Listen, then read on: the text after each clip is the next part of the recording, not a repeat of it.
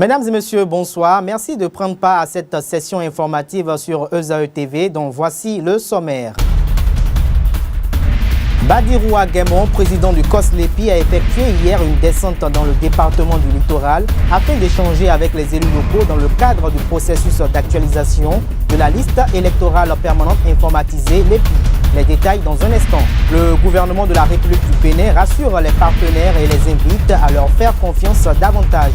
Dans ce journal, vous suivrez le message du chef de l'État, Patrice Athanase Guillaume Talon, porté par le ministre des Affaires étrangères lors de la signature de 6 accords de financement entre la République du Bénin et l'État fédéral de Suisse. Que pensent les femmes du marché de Dantokpa après la publication de la liste de 15 produits interdits de mise en consommation sur les marchés par voie terrestre?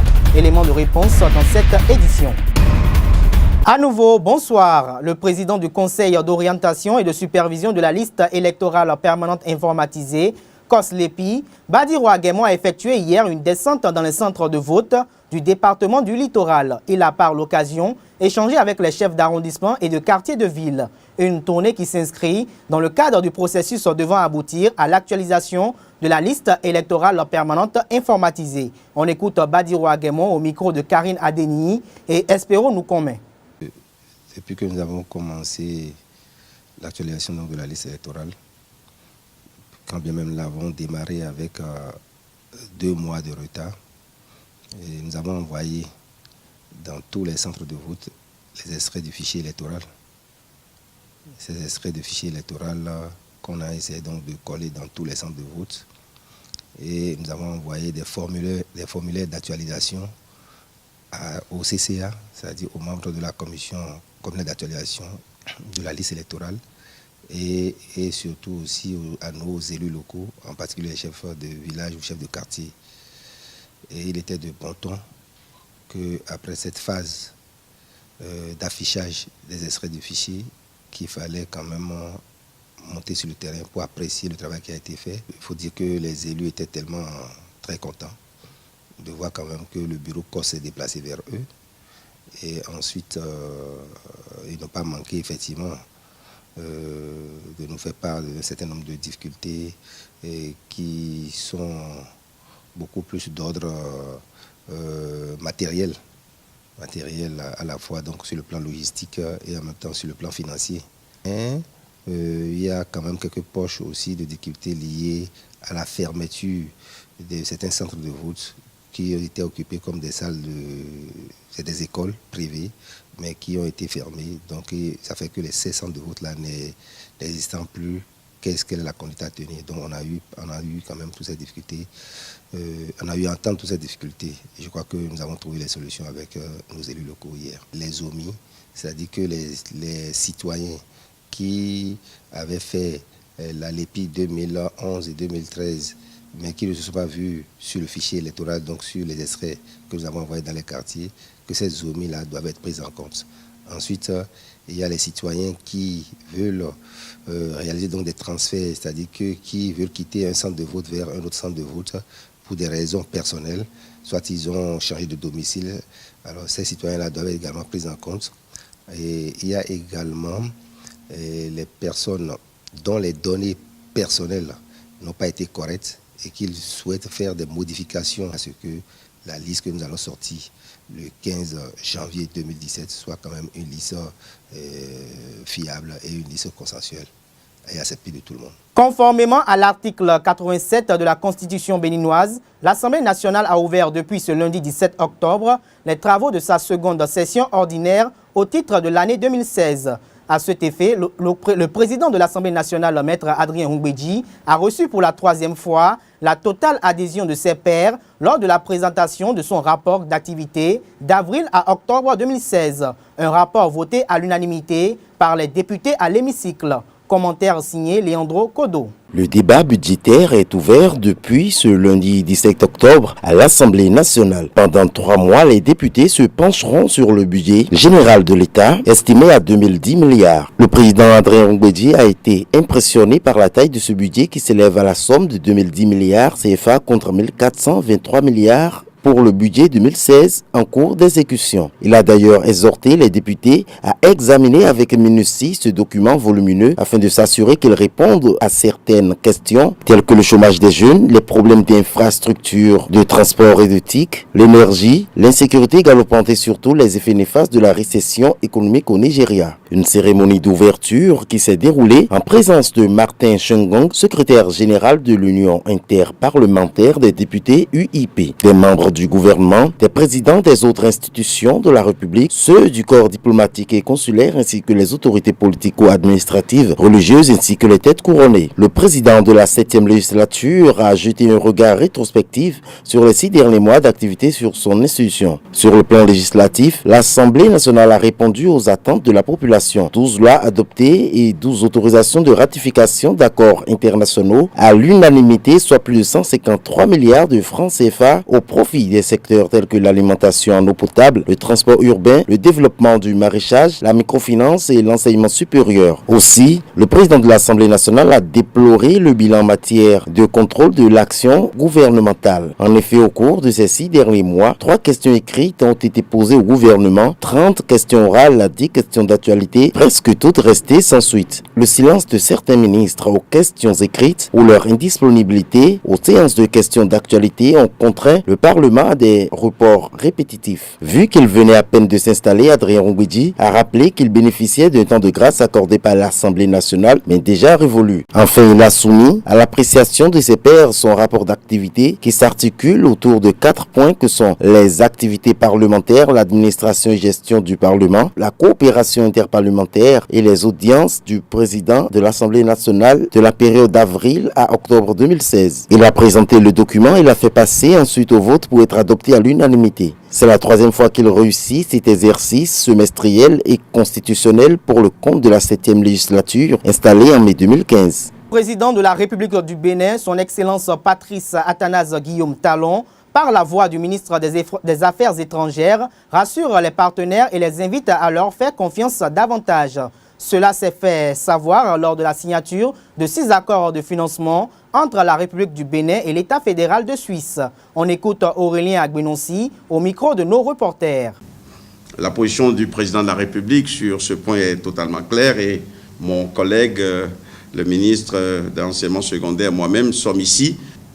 La position du président de la République sur ce point est totalement claire et mon collègue, le ministre de l'enseignement secondaire, moi-même, sommes ici pour réaffirmer cette détermination-là.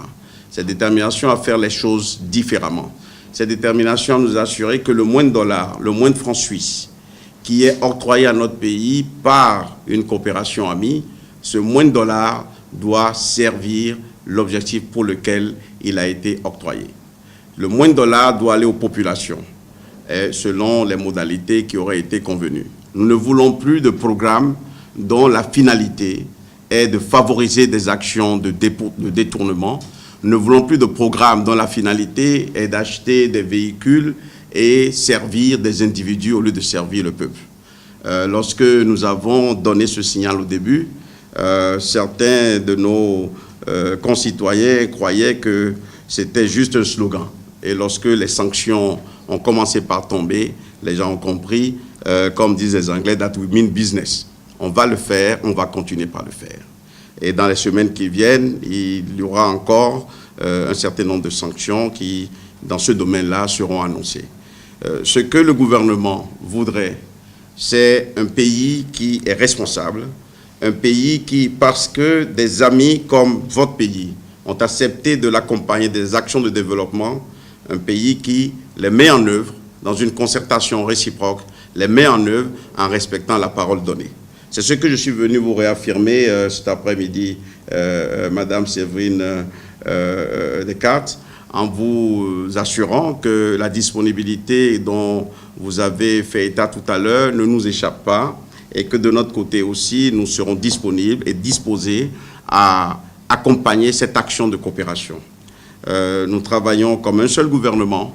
Vous n'aurez plus de compétition entre les départements ministériels. Vous ne devriez plus avoir de retard dans les rapports qui vous sont dus. Au cas où cela arriverait, faites-nous savoir et nous savons ce qu'il faut faire. Ce pays est plein de compétences Et lorsque nous avons des personnes qui n'assument pas leurs responsabilités, nous pouvons... La douane béninoise a interdit la mise en consommation de 15 produits sur les marchés par voie terrestre. À cet effet, ESAE-TV a promené sa caméra dans les couloirs du marché d'Antokpa afin de recueillir les avis des commerçantes de ce marché d'envergure internationale sur cette nouvelle réforme des disciples de Saint-Matthieu. Suivez donc. Les opérations, ça veut dire que ça ne nous plaît pas comme ça, comme il a dit. Parce que ça ne nous arrange pas. Aller au port chercher les bagages qu'on a acheté au moins quelque chose de 100 000 francs. On doit aller passer par le port pour chercher ça. Ça ne nous arrange pas. Moi, avec 100 000 francs, on vient avec nos bagages en même temps, par la voie terrestre. Ou on t'a commandé quelque chose, la personne doit prendre ça le lendemain. Tu dois attendre encore maintenant une semaine avant de prendre le bagage. Ça ne nous arrange pas.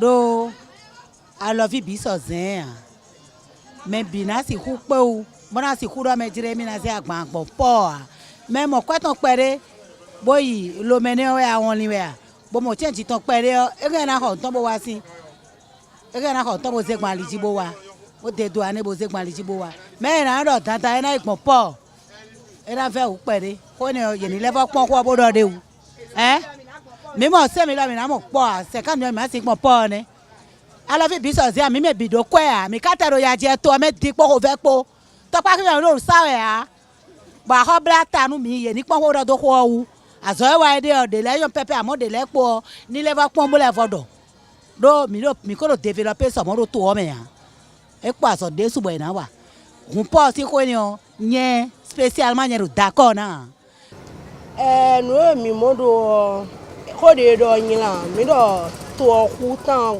ku akwaku de o don mi le segun po e me ko pe de jin le na bo ko ran le bi o to mo bo servi to a don ko do nyila me o to mi kan si ho de do mo di wa me ho nu chaki we nu di wo kan sa chaki we ko tan na do ko tan de na ni ade do ani nu chaki aton don fi le nu na ve wo de pe de bo fa o mi ma si jo to a fi o jene yo ya mo no le do me bo kan du. À présent, je vous invite à suivre les informations hors de nos frontières. C'est la page inter que nous propose Anifat Boukari. Au Tchad, le gouvernement a annoncé des mesures d'austérité budgétaire pour faire face à la crise que traverse le pays. Parmi ces mesures, la réduction du prime des fonctionnaires initialement de 80% puis ramenée à 50%. Au cœur d'une conférence de presse, le ministre secrétaire général du gouvernement a renouvelé la ferme volonté du gouvernement d'appliquer les mesures malgré la contestation et l'appel du syndicat au dialogue.